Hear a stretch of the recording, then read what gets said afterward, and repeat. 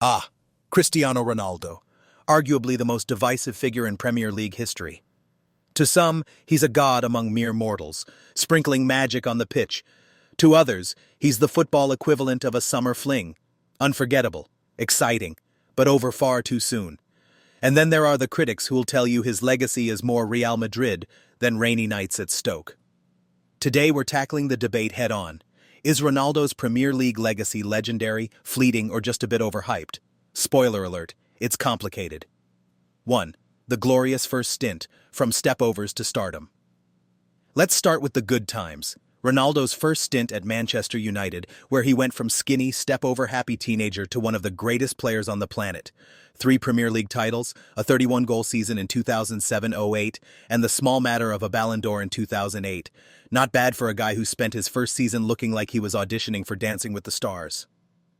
His 118 goals and 292 appearances for United remain a highlight reel of thunderbolts, free kicks, and goals that left defenders questioning their career choices.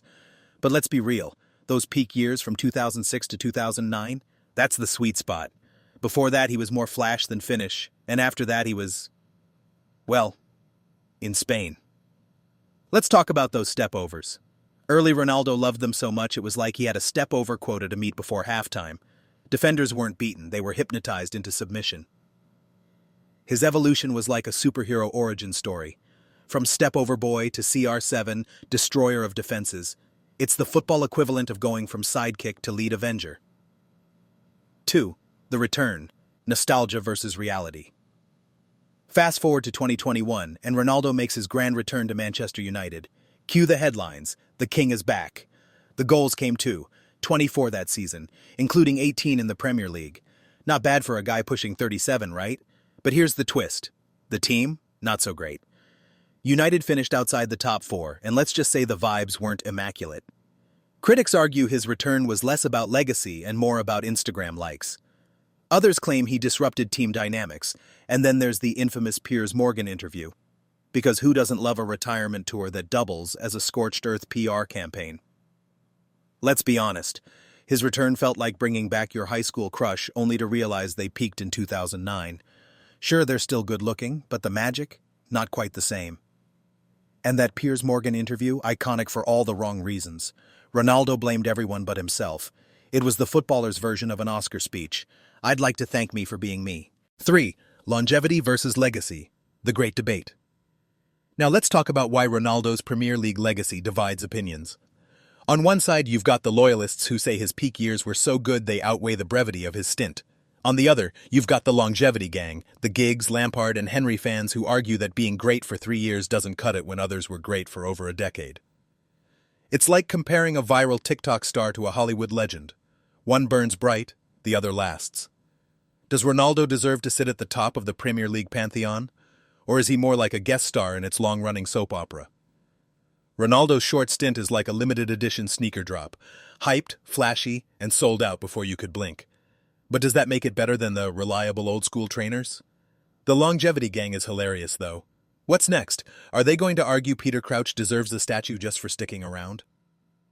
4. Individual brilliance versus team success. Ronaldo's individual accolades are undeniable. Goals, assists, a Ballon d'Or. But here's where it gets messy. Did his brilliance always translate to team success? During his peak, United were unstoppable. But his second stint? Less so, and the critics won't let him forget it. Some argue that Ronaldo's style, focused on individual brilliance, sometimes clashed with the team's needs.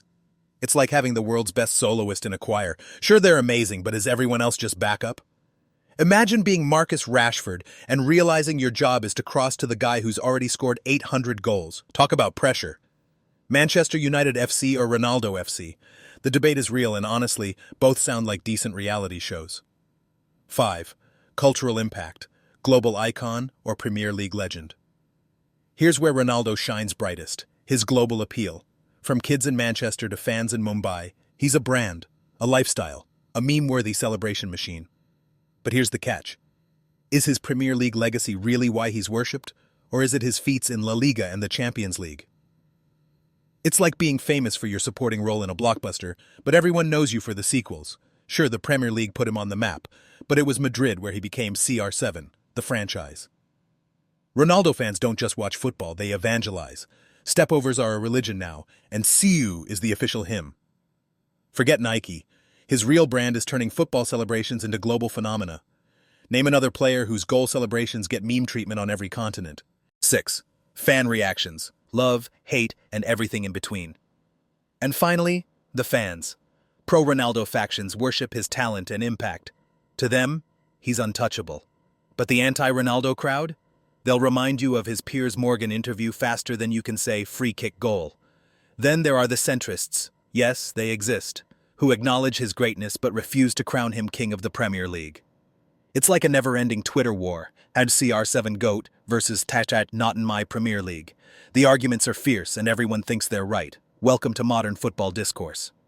Arguing about Ronaldo on X is the new cardio, burns calories, accomplishes nothing. Ronaldo fans will defend him like their Wi-Fi password depends on it. And honestly, respect. Closing thoughts. The Ronaldo paradox. So what's the verdict? Cristiano Ronaldo's Premier League legacy is undeniably great. But is it the greatest? That depends on whether you value peak brilliance, consistency, or just really good branding. One thing's for sure, love him or hate him, you can't ignore him. What do you think? Is Ronaldo the Premier League GOAT, or is his legacy better left to Spain? Drop your thoughts in the comments, hit like, and don't forget to subscribe. Until next time, stay tuned for more debates, drama, and a little bit of satire.